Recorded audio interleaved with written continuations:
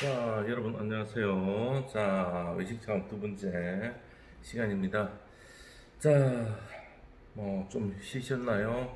자, 우리가 지난 시간에 했던 거, 외식 산업의 문제점에 대해서 그때 한 네 가지 정도 얘기를 했었고요.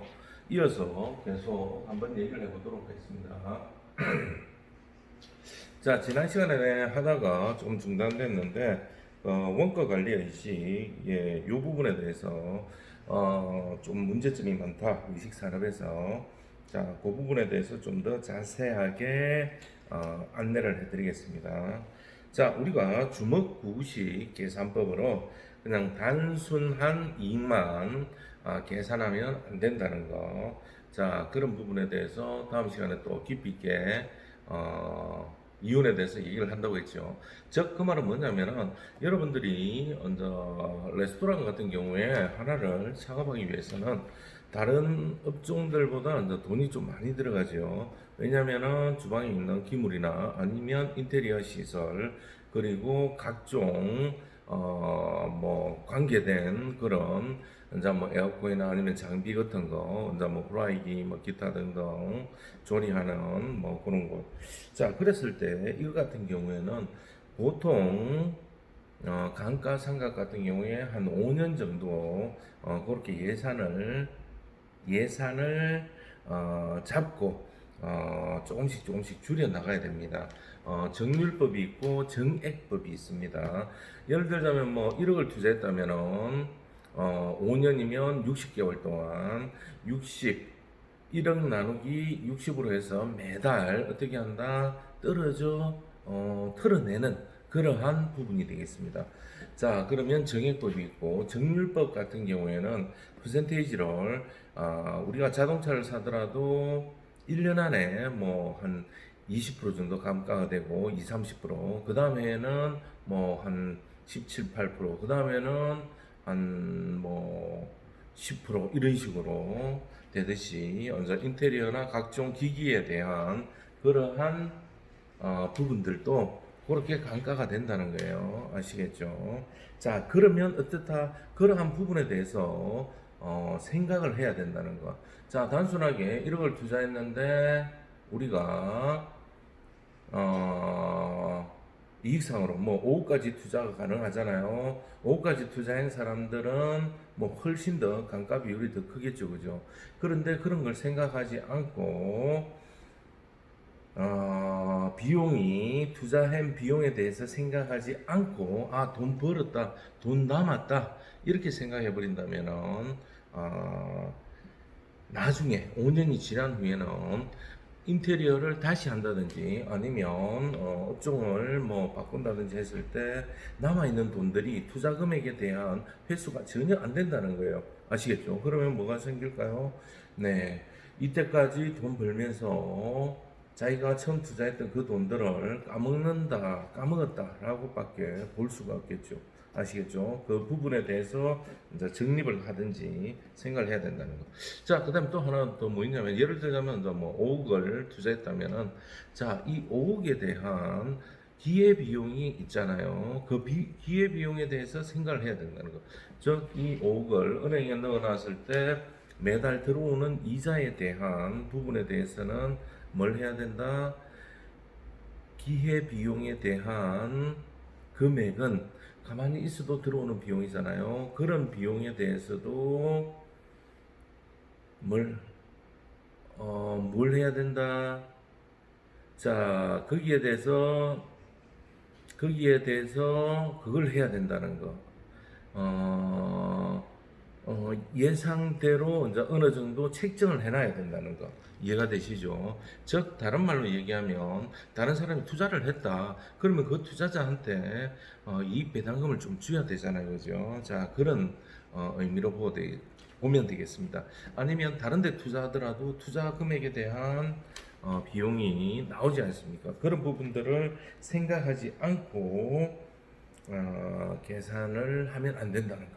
자, 그 다음에 부가가치세 이제 10% 보통 들어오고 있는데 그 금액은 자, 우리가 밥 한 그릇을 팔면, 만 원짜리 밥을 팔면, 내가 만 원을 버는 게 아니라, 거기에는 세에 10%가 들어가 있는 거예요. 자, 그렇다 보니까 그 세액은 자기게 아니라, 그 돈은 나의 돈이 아니라, 어디에 세금을 내야 될 돈이에요. 그러면 그 돈은 내가 잠시 위탁을 받아서 가지고 있는 거예요. 아시겠죠? 그래서 그걸 그로스 세일이라고 합니다. 판매 가액에 들어오는 세일을 그로스 세일, 그리고 판매 가액에서 나누기 1.1을 한 것을 넷세일이라고 합니다. 1.1. 자, 그러면 만 원짜리였다면 9만 원 정도가 되겠죠. 89,900원 정도. 자, 그러면 어떻게 될까요? 1.1%까지 더 또 포함을 하면, 그러면 내가 실제로 번 돈은 뭐다? 한 그릇 팔아서 8,900원 버는 거예요. 만 원 받았지만은 나중에 이건 뭐 한다? 내가 가지고 있다가 세금을 내야 되는 그러한 돈이라는 거 알아두시면 좋겠습니다. 자, 그러면 어떻게 될까요? 잘못해버리면 실제 이익은 그렇게 많이 남지 않는 그러한 현상이 발생된다는 거 아시겠죠? 자, 그런 부분에 대해서 반드시 생각해야 된다는 거. 자, 그 다음에 주방 설비 및 기기의 취약성. 자, 이런 어, 자, 고품질의 상품 가치를 만들기 위해서는 우수한 주방 설비와 기기가 좀 필요합니다. 자, 그 다음에 전문 지식과 또 그 다음에 뭐 공급, 또 좋은 품질의 주방 기기, 뭐 칼이라든지 이런 거, 칼도 굉장히 주방장이 굉장히 좋은 칼 같은 경우에는 뭐 한 칼 한 개에 한 300만 원씩 막 그렇게 하죠. 다 알고 계시겠지만. 자, 그러면 어떻게 될까요? 이런 부분에 대해서 주방 설비나 기기 같은 게 좀 취약하다. 그래서 실질적으로 보면 이제 각종 푸드나 주방 같은 곳에 조명이나 또 그 다음에 조리하는 기구에 대한 기물이 요즘 같은 경우 굉장히 많이 업됐습니다. 업그레이드 됐어요. 자, 그런 부분들에 대한 것들이 좀 약하다. 자, 요즘 같은 경우 인덕션 가지고 뭘 해요? 중화 요리를 할 수 있는 그 정도의 화력, 그 정도의 기술들이 또 좋아졌고요.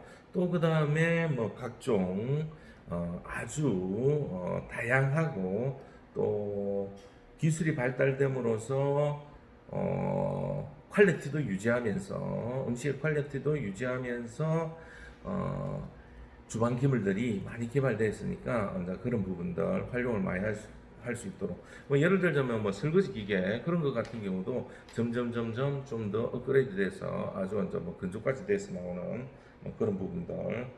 자, 그런 취약한 부분들을 또 가지고 있고 전문 지식 이런 부분에 대해서 이제 계속 발달되어 졌는데 그런 부분에 대해서 주인들이 이제 좀 의식이 부족하다 그렇게 또 볼 수가 있겠습니다.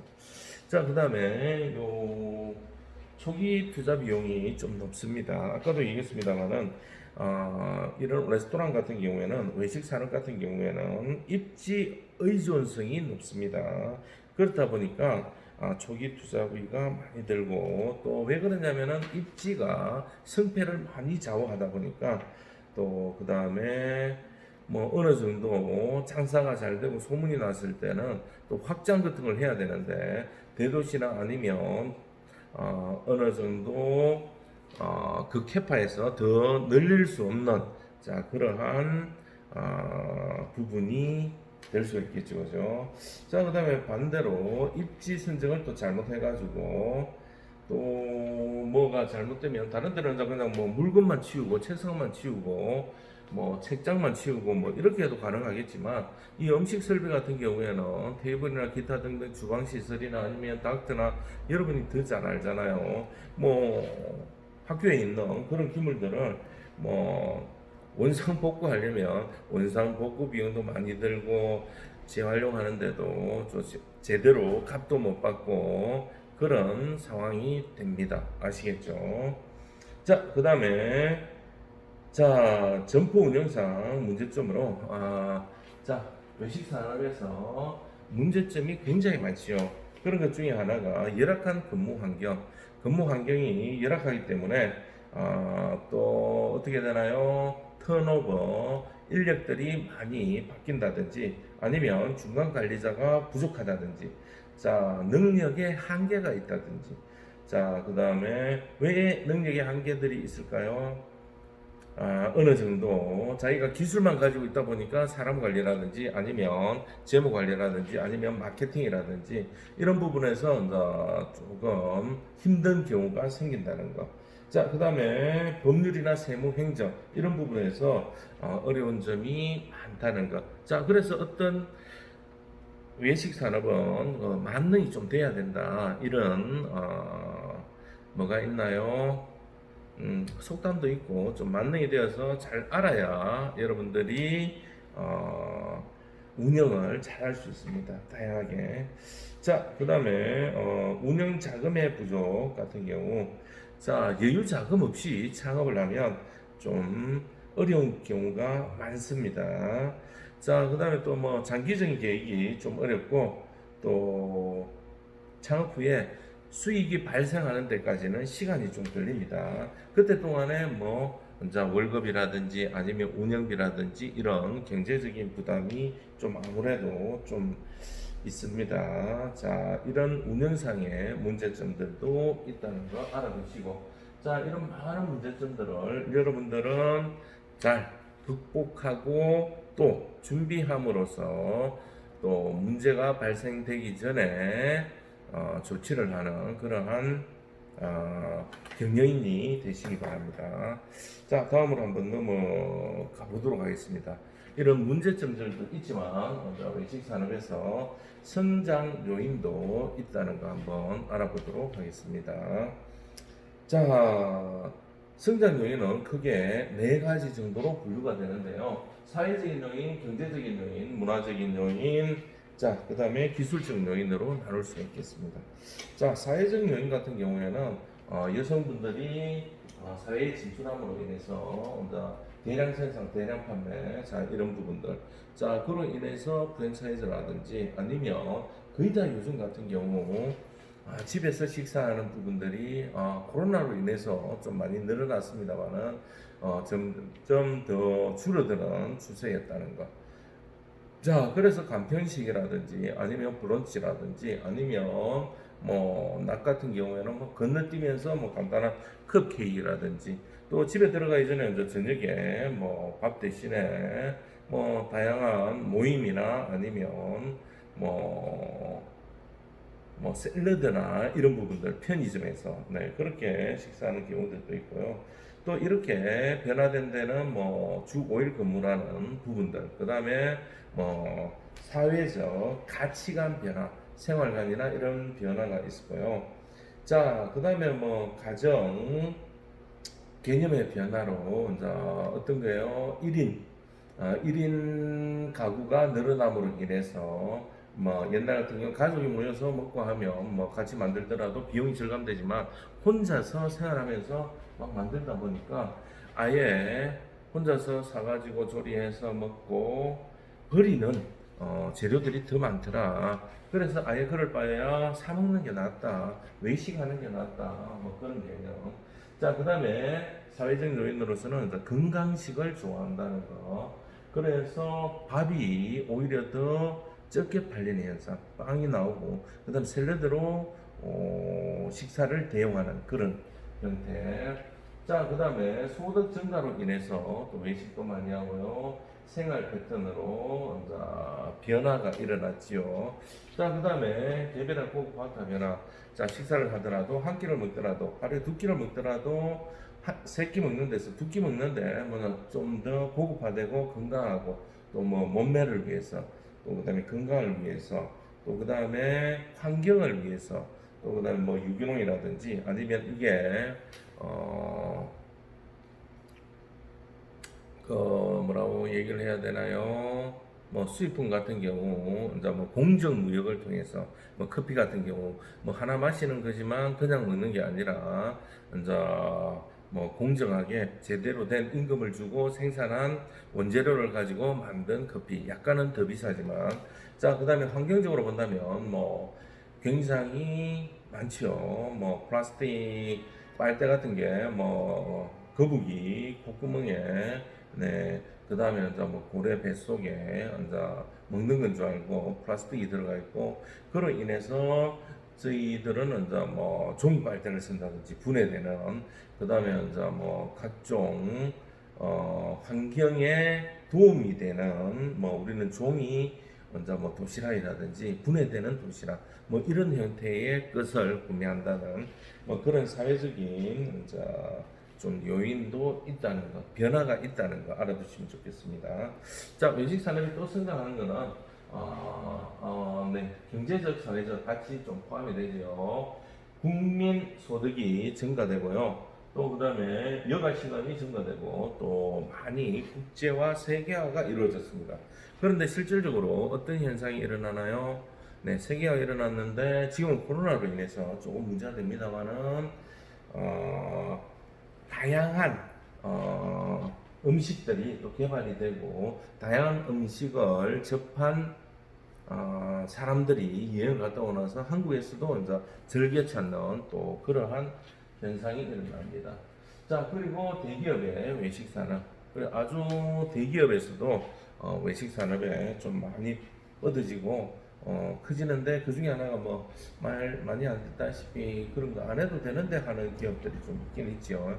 뭐 삼성 같은 데서도 이제 뭐 빵이라든지 이런 부분들 또 그다음에 파리바게뜨 같이 이제 뭐 좀 거대 기업 그다음에 이제 뭐 기타 등등 현대 그다음에 뭐 CJ 푸드 뭐 이런 기타 등등 왜냐하면은 자기네들이 뭘 가지고 있냐면은 이제 공장 거대 공장들을 가지고 있잖아요. 내부 거래 비슷한 건데 현대자동차, 현대중공 기타 등등 있으면 그 계열사에서 단체 급식으로 하고 식사도 하고 뭐 호텔도 가지고 있지만 그런 부분에 대해서 푸드에서 제공해 주는 그런 부분들 푸드 회사 단체 급식에서 이제 쫙 직원들을 뽑아서 그 사람들을 또 훈련도 시키고 거기에서 이제 급식도 제공하고 관리도 하고 또 수익이 돌아오고 뭐 그런 이제 내용들이 되겠습니다. 자, 그 외에 그 다음에 뭐 시장의 세분화, 다양화, 뭐 세분화해서 먹고 싶은 것들에 대한 어떤 틈새 시장, 그리고 뭐 다양화, 굉장히 다양화됐죠. 그리고 경영기술이라든지 주 5일제 근무, 그리고 대형 국제행사 유치, 뭐 기타 등등 이런 부분들이 우리나라에서 찾아오는 사람들이 많다 보니까 증가가 됐는데 코로나로 인해서 이런 부분들도 좀 많이 바뀌었죠. 그 중에 하나가 뭐 집에서 밥을 많이 먹는 그런 상황. 왜냐하면 애들도 다른 사람들하고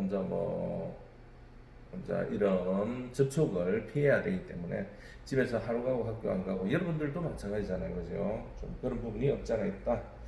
자, 그다음에 문화적인 요인으로 자, 고객의 욕구들이 굉장히 다양해지고 가심비가 있고 또 보기 좋은 거 뭐 그런 것들.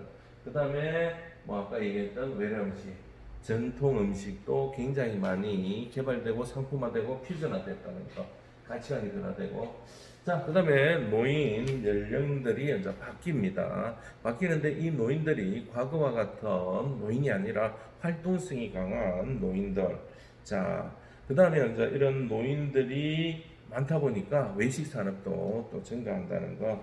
또 그 다음에 식당 이미지 같은 경우도 깔끔하고 신속하고 또 빠르게 또 그 다음에 배달 문화 이런 부분들 또 그 다음에 디지털 확산으로 인해서 문화적으로 굉장히 어, 뭐라 얘기를 해야 될까? 가심비가 있는 곳이라면 전국 어디든지 찾아가는 그런 부분들. 자, 그 다음에 친환경, 건강, 지향, 이런 부분들.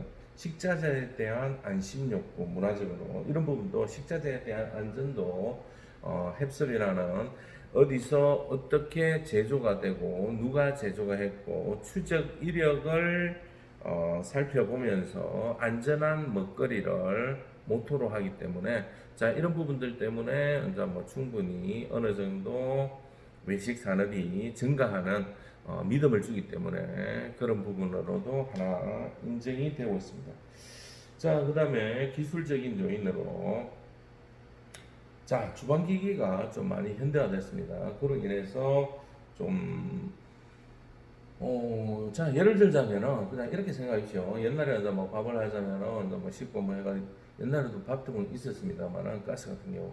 그게 아니라, 다른 이제 일들을 하는데, 산업적으로 본다면, 과거에, 땅을 판다면, 삽을 가지고 많은 인력들이 20명이 땅을 팠어요. 그런데 실질적으로 시대가 바뀌면서, 물론 돈이 들어가겠죠. 자본이 들어가겠죠. 뭐가 생겼다? 포크레인이. 자, 그러면 이 포크레인은 그 20명이 하루 종일 하는 일을 1시간 만에 해버리는 그러한 효과가 나겠죠.